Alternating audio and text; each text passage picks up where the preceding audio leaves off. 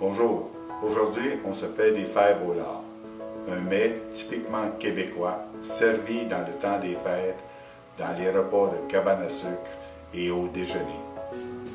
Pour faire nos fèves au lard, on va avoir besoin des haricots blancs, des oignons, de la cassonade, du bacon, du ketchup, de la mélasse, du sel et de la moutarde sèche.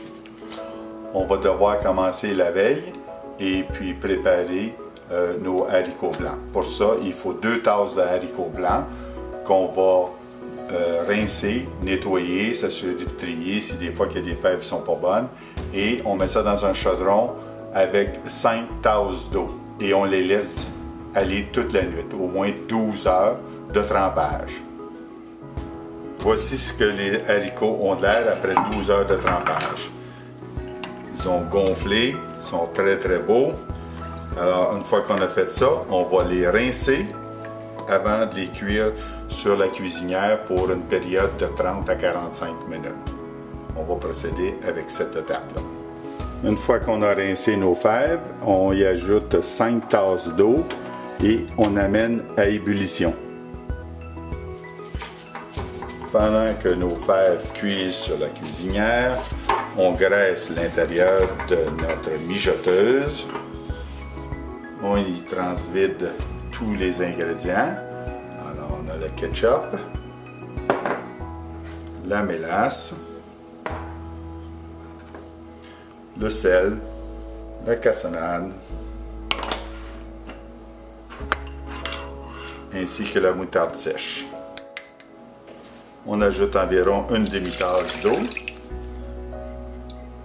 ce qui viendra aider à faire la sauce.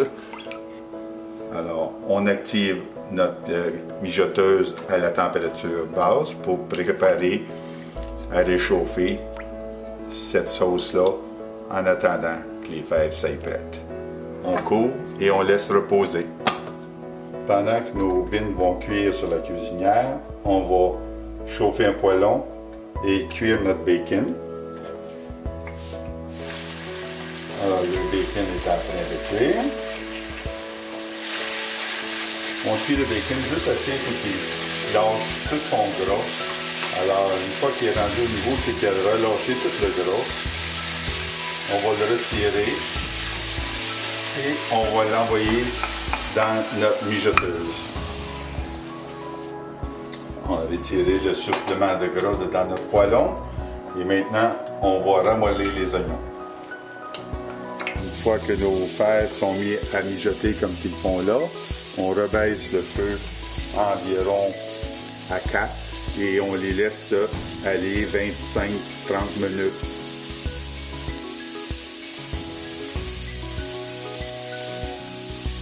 Pendant ce temps-là, on continue à caraméliser nos oignons.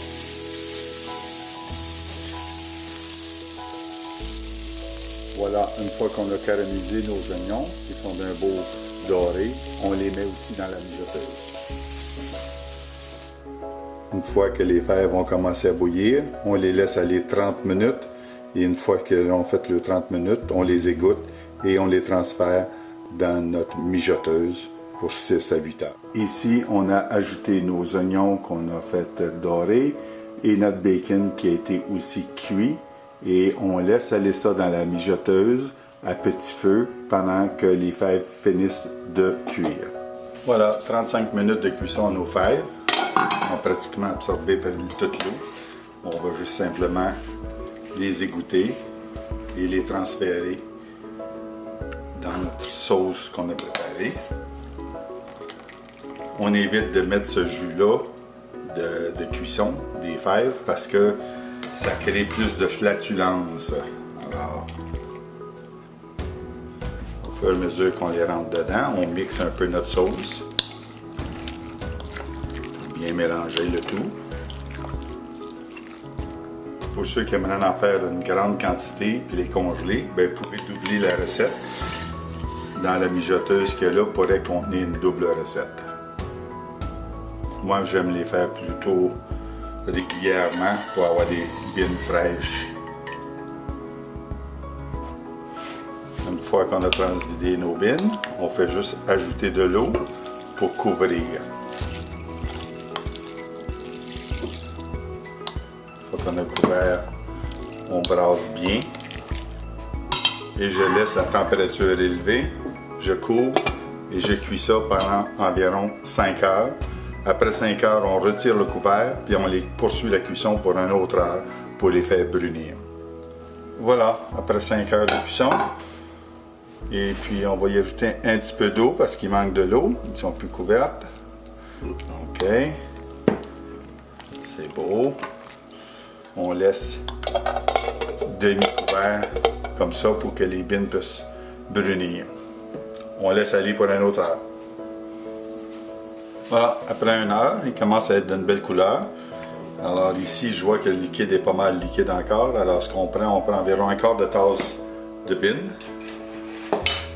Et on les écrase à la fourchette. Une fois bien écrasés, on les retourne dans notre jus. Ça va faire épaissir le jus.